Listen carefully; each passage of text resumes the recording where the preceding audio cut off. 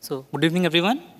It is indeed a great pleasure for me to stand here and make a presentation on such an important concept in the recent HIV response, that is, engaging and empowering the community of key populations or community organization to plan, lead, and manage the HIV intervention services. And I will speak today about such an instance from India and what has been the performance of these CBOs over time, and whether the performance varies by selected background characteristics in India. Before I proceed, let me talk briefly about community mobilization intervention as a part of large-scale HIV prevention intervention under the Avahan program. As many of you know, Avahan, the AIDS India initiative, was started in 2003 to curtail the spread of HIV/AIDS in India.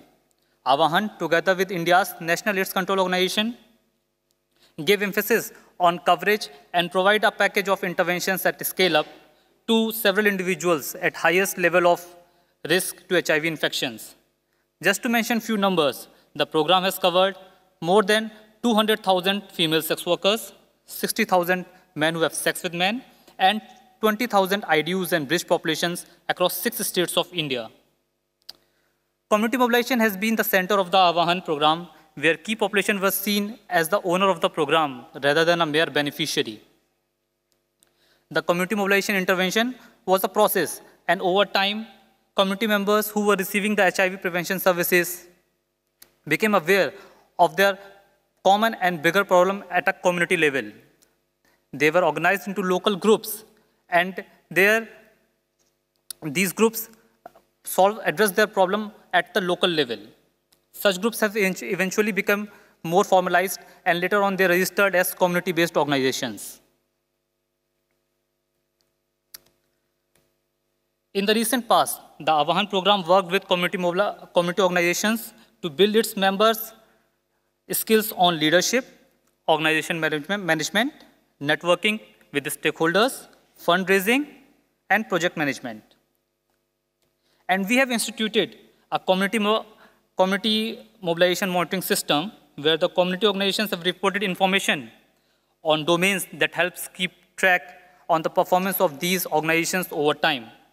The parameters covered in the monitoring tool included organization development that constitute of leadership, governance, project management, then ability of organizations' response to crisis, entitlements, advocacy for services, HIV services, saving loans and insurance, and of course, ability to mobilize resource. We have gathered data from 103 CBOs on quarterly basis over a period of 2 years.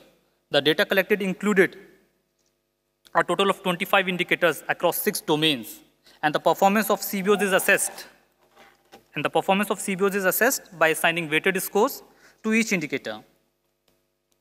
This slide shows how the weightage was given and the expected ideal score for a best performing organization.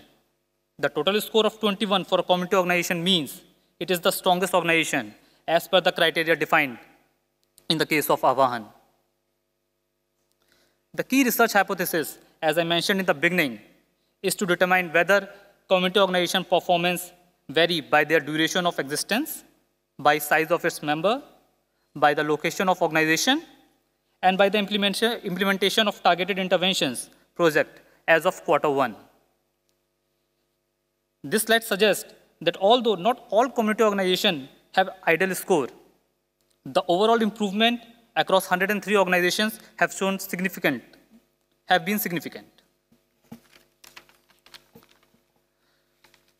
This slide shows a significant change across all the domains. Better increase can be noted in case of advocacy for HIV services, and providing support to community members for assessing the entitlements, whereas relatively lesser improvement in providing its member the saving loans and insurance. More importantly, 91 out of 103 CBOs could raise 35 million Indian rupees over the past 2 years to implement and manage different projects.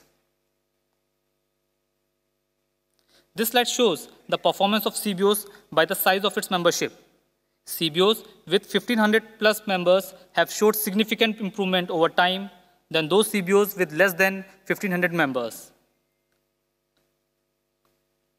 This slide shows that the performance of CBOs has varied by its operational area. The CBOs in rural area are performing much better than the CBOs in the urban area. This slide shows that the performance of CBOs did not differ significantly by the duration of registration, that is the duration of existence of a CBO. Similarly, the performance of CBOs on the parameters we have used in the monitoring did not differ significantly by the implementation of targeted intervention as of Q1. However, the performance scores of the CBOs which were implementing TI are far higher than the CBOs which were not implementing TI. So we can say that the study shows that while duration of CBO existence does not really matter, but what matters is the size of CBO membership and their resource mobilization capacity. In the end, I can say that investment in development of CBOs can go a long way in effective response to HIV. Thank you.